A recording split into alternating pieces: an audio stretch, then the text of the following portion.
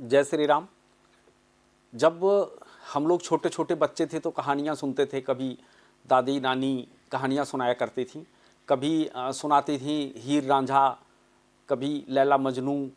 और हमारे शास्त्र हमेशा कहते आए हैं कि ऐसी ऐसी स्त्रियां हमारे भारत भूमि पर जन्म ली हैं कि जिन्होंने अपने नाम को अमर कर दिया और सती नारियों की श्रेणी में आईं।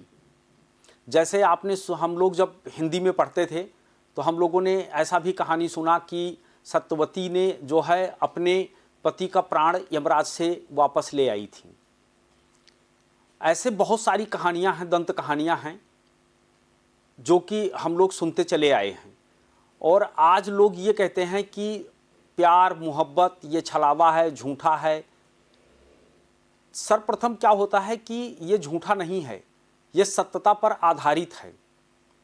जैसा अभी आप लोगों ने देखा कि आजकल एक चर्चा का बहुत बड़ा विषय बना हुआ है। एक नेपाल के रहने वाले प्रेम कहानी है जिनका नाम था, लड़की का नाम था सृजना और लड़के का नाम विवेक। तो आज ये कहानी ऐसी बन गई है कि उस स्त्री ने ये बता दिया कि आज भी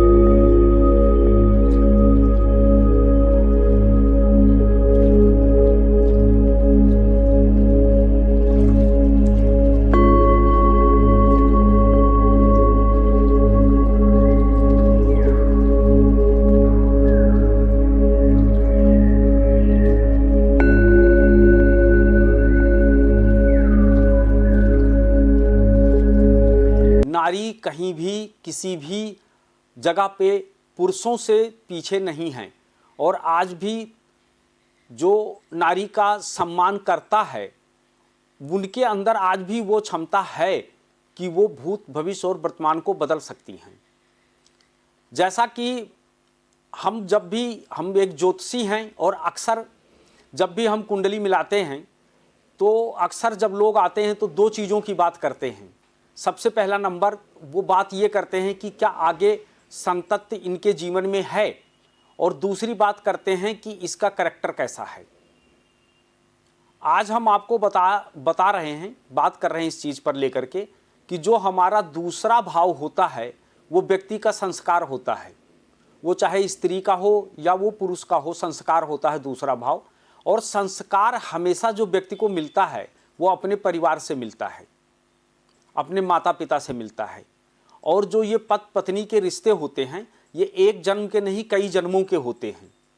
जब जीवन में किसी के भी अधूरी प्रेम कहानी रह जाती है तो जो पूर्व जन्म हमारा होता है, ये हमारा जो एक तरीके से देखा जाए तो पूर्व जन्म जो हमारा है या पूर्व कर्म जो हमारा है ये पंचम भाव है। और पंचम भाव जो हमारा है वो हमको ये दर्शाता है कि पूर्व जन्म हमारा कैसा रहा है। और दसम भाव जो हमारा है, जो जिसको हम कर्म कहते हैं, वो ये दर्शाता है कि उस व्यक्ति के जीवन में शेष कितना कर्म रह गया था और उसके पहले वो उसकी मृत्यु हो गई और कितना कर्म बाकी उसको अभी करना है। यह हमारा दसम भाव होता है। और जैसा कि लोग ये कहते हैं कि एक श्वास, जो श्वास है, ये जितना श्वास लिखा है उतना श्वास आदमी लेता है। बात श्वास की कभी नहीं है, बात होती है कर्मों की। भगवान श्री कृष्ण गीता में कहते हैं कि हे पार्थ, जो कर्म तुम्हारे हाथ होना है वो होके रहेगा, उसे कोई मेट नहीं सकता है, और जिस दिन तुम्हारा कर्म पूरा हो जाएगा उस दिन तुम्हें कोई रोक भी नहीं सकता है। तो बात होती है कर्मों की। तो पूर्व जन्म जो हमारा होता है, पूर्व संचित जो हमारा कर्म होता है, वो हमारा पंचम भाव, जब भी हमारे नवम भाव में, दसम भाव में जब भी हमारे सूर्य बैठ जाता है, तो हम अपने पूर्व कुछ कर्म ऐसे रह जाते हैं जिनको हम पूरा करते हैं, और पूरा करने के बाद में एक को स्वर्ग मिलता है यानी सतगति मिल जाती है, और दूसरा सन्यासी हो जाता है। जैसा आपकी अभी ये प्रेम कहानी जो देखा कि उसमें क्या हुआ कि जो विवेक थे वो इस दुनिया को अलविदा कह गए, और जो उनकी पत्नी थी उन्होंने पूरी सेवा करके पति ऋण से मुक्त हो गई। पति ऋण, ऋण कौन सा भाव होता है? छठा भाव। जब सप्तम भाव का स्वामी छठे भाव में किसी के कुंडली में आ जाए और द्वितीय भाव उसका मजबूत हो यानी उसका संस्कार, तो ऐसे में ऋण कहा जाता है। ऋण, पितृ ऋण, पिता ऋण, मातृ ऋण, गुरु ऋण, ये ऋण होते हैं। इसी तरीके से पति ऋण भी होता है और पत्नी ऋण भी होता है। और जब वो चुकता हो जाता है तो उसके बाद क्या होता है? आत्मा मुक्त हो जाती है। आत्मा मुक्त हो जाती है, और मुक्त होने के बाद में उनका एक ऐसा जागृति आ जाती है, और उस जागृति क्या होता है? अष्टम भाव। अष्टम भाव की जब जागृति होती है तो उसमें क्या होता है कि व्यक्ति जो है उसके अंदर सिर्फ एक ईश्वर प्राप्ति का, गुप्त ज्ञान प्राप्ति का लालसा होता है, और उसके संसार का जो भोग है उससे उसका मन हट जाता है। और 12वां भाव जो होता है वो त्याग का होता है यानी छोड़ने का। ऐसा व्यक्ति सब कुछ छोड़ करके और संन्यास ले लेता है। अब आज बहुत सारे लोग हैं, कमेंट करते हैं, बहुत सारे लोग लिखते हैं कि अगर लड़का सही है तो लड़की नहीं, लड़की सही है तो लड़का नहीं। ये तुम्हारे इस जन्म का खेल नहीं, ये तुम्हारे पूर्व जन्म का खेल है। अगर पूर्व जन्म का जो ग्रह है तुम्हारा मजबूत है तो इस जन्म में तुमको मनोरमा पत्नी मिलेंगी। जैसे आपने देखा कि प्रभु श्री राम की प्राप्ति करने के लिए, या आज तक जितने ऐसे बालक हमारे इस धरती पे जन्म लिए हैं, या भगवता अवतार जो व्यक्ति पैदा हुए हैं, या बहुत बड़े ज्ञानी पैदा हुए हैं, आप अगर देखोगे तो उनके माता पिता ने बहुत तपस्या किया है। आप स्मरण करिए, रामायण में मनु शतरूपा ने इतना तपस्या किया कि उनका मांस गल के हड्डी हड्डी रह गई थी। तब वहां पर जो है वो कहते हैं वर मांग वर, तो उन्होंने कहा महाराज हमने तो कोई लालसा से तो वर तपस्या किया नहीं है, लेकिन फिर भी आपको दिया जाएगा। तो उन्होंने कहा महाराज अगर आप इतने ही प्रसन्न हो तो हमारे पूर्व जन्म में, अगले जन्म में आप ही के जैसा पुत्र हो। तो कहने लगा मैं अगले जन्म में हमारे जैसा क्यों, मैं खुद ही आऊंगा। और उसके बाद में जब वो शत्रुपा की तरफ जाते हैं, कहते हैं देवी वर मांगो, तो शत्रुपा जी कहती हैं कि मैं देवी कैसे हो गई, मैं तो तुम्हारी मां हूं, मैं तो तुम्हारी मां हूं, मैं देवी कैसे हो गई? अब तो तुम हमारे घर में पुत्र के रूप में आओगे। तो अगर तुम्हें राम जैसा पुत्र चाहिए तो तुमको मनु शत्रुपा अथवा दशरथ जैसे तपस्या भी करना होगा, और जब तपस्या करोगे तभी ये चीजें मिलेगी। प्रेम कभी भी बेवफा नहीं हुआ है, कभी नहीं हुआ। ये जीवंत उदाहरण है कि कभी नहीं हुआ। आज की दुनिया में प्रेम को क्या समझते हैं लोग? प्रेम को लोग वासना समझते हैं, जिसको हम कहते हैं कि एक दूसरे से आलिंगन करना, सेक्सुअल रिलेशन कायम करना, इसे हम प्रेम समझते हैं। लेकिन प्रेम ये नहीं है। प्रेम तो वो है कि जो व्यक्ति का एहसास करवाता है दिल से। जैसा आप कहीं भी रहो, प्रेम माता से भी बहुत होता है, बहन से होता है, बेटी से होता है। तो प्रेम एक ऐसा चीज है जो सुखद अनुभूति है, जो हमारी चेहरे पर जो है एक बहुत अपूर्व तेज लाता है, जो हमारे मन और आत्मा को शुद्ध करता है, उसका नाम प्रेम है। और वासना जो होता है, ये नाम ही कैसा है, घृणित नाम है ये। अगर आप देखो तो किस तरीके से आता है वासना। जब वासना आप कहते हैं तो आपका मन एक अजीब सा उसमें आ जाता है। तो आज का जो प्रेम है वो वासना का है। जैसे हमसे किसी व्यक्ति ने सवाल किया, क्या वो पहले से उनको नहीं पता चल सकता था कि हमको 4th स्टेज का कैंसर है?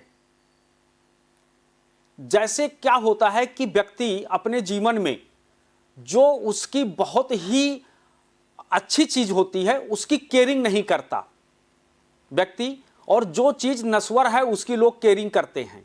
आज लोग जा करके जो है ब्यूटी पार्लर में अपने चेहरे का ब्यूटी करवाते हैं, मसाज करवाते हैं, बालों की करवाते हैं, उसके ऊपर तरह तरह की क्रीम लगाते हैं। लेकिन कभी व्यक्ति को आपने ऐसा नहीं देखा होगा कि वो अपने आंखों का इलाज कर रहा हो, आंखें उसका कुछ कर रहा हो, या मस्तिष्क का कुछ कर रहा हो, या हृदय का कुछ कर रहा हो, या अपने पेट के लिए कुछ कर रहा हो। यानी इनका एक तरीके से जो है नवीनीकरण जो हमारे योगी लोग करते थे, आज लोग व्यसन में फंस गए हैं। तो आजकल क्रीम पाउडर ही योग बन गया है, लोग क्रीम पाउडर लगा करके सब कुछ करते हैं।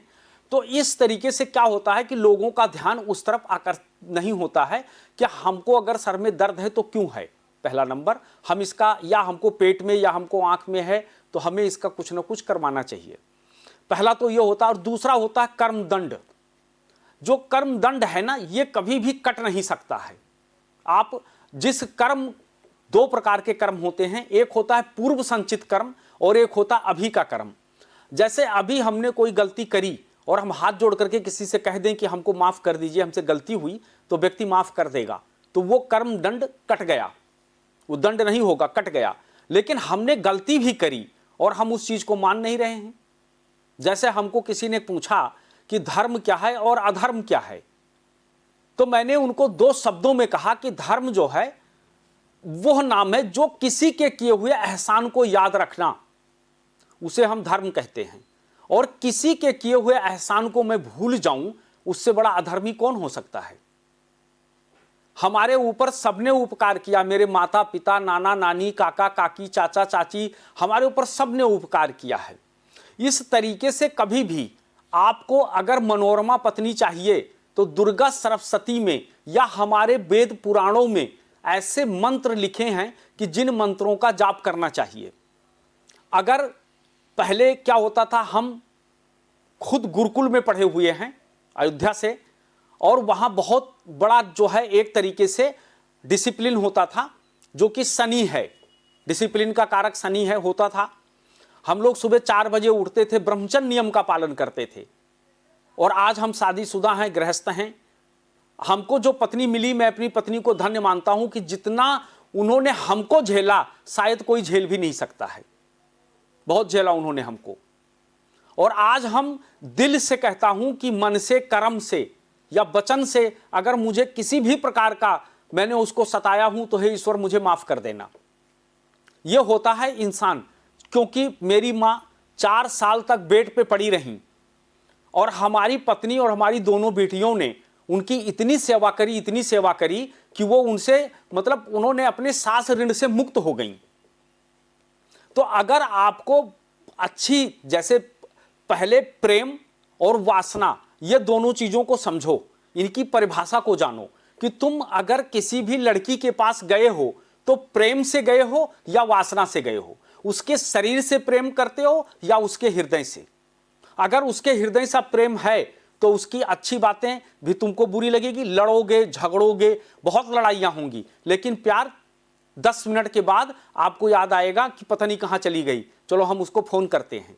यह तो हुआ तुम्हारा प्रेम, क्योंकि जहां प्रेम है वहां झगड़ा है। प्रेम में झगड़ा बहुत होता है। और जहां वासना होती है वहां एक दूसरा व्यक्ति जो होता है वो अपनी आत्मा, वो अपने चीजों को, अपने मन को तृप्त करने के लिए आता है, आत्मा को नहीं। एक दूसरे से वो काम निकालने के चक्कर में आते हैं और जैसे उनका काम निकलता है वैसे वो सब कुछ भूल जाते हैं। इसी तरीके से कभी भी प्रेम का परिभाषा जानना चाहिए। तो हमारी कुंडली के अंदर जब भी हम देखते हैं द्वितीय भाव बहुत मजबूत होना चाहिए, क्योंकि वो संस्कार है।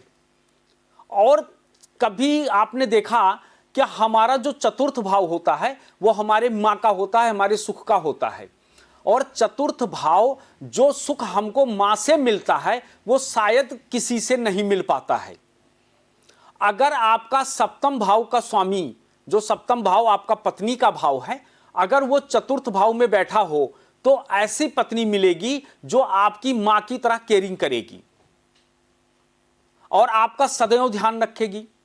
तो सर्वप्रथम ये देखना चाहिए, और ये सब पूर्व संचित कर्म है। आप जो कर्म करके आए हो उसी तरीके से फल आपको यहां मिलेगा। इसलिए मनोरम पत्नी की प्राप्ति के हेतु आप लोगों को दुर्गा जी की उपासना करना चाहिए और ब्रह्मचर्य नियम का पालन करो, तब जाकर के कहीं आपको अच्छी पत्नी मिलेंगी। ऐसा नहीं है कि संसार वसुंधरा जो है ये वीरों से या मतलब जो है एक स्त्रीत्व रखने वाली, सतीत्व रखने वाली स्त्री की कमी है। ऐसा कमी नहीं है, क्योंकि ये धरती जो है ये मतलब जो है वीरों की वसुंधरा है।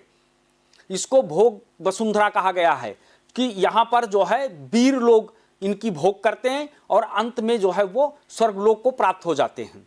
तो इसी तरीके से अगर आप किसी की भी प्रेम प्रसंग को देख करके अगर आपके मन में ऐसा आता कि नहीं है, तो आज भी हजारों ऐसे उदाहरण जीवंत हैं कि जो चर्चा में नहीं आए और वो लोग बड़ी उनकी सेवा किए, लेकिन फिर भी हम अपनी मन से, कर्म से, वचन से और प्रभु श्री राम को स्मरण करते हुए हम दिवंगत आत्मा के लिए हम भगवान श्री राम से प्रार्थना करेंगे कि उस आत्मा को स्वर्ग दें, और हमारी बहन जो सृजन जी हैं उनको भगवान जो हैं ऐसे शक्ति प्रदान करें कि जिस तरीके से उन्होंने पति धर्म यानी पति ऋण से मुक्त हो गई, उसी तरीके से वो जाकर के पितृ ऋण और संन्यास ऋण से भी जो है उरिंद हो करके और स्वर्ग लोक की प्राप्ति करें, और आगे चल करके उनका जीवन एक बहुत अच्छा हो और स्त्रीत्व नारी में उनका, सतीत्व नारी में उनका नाम हो।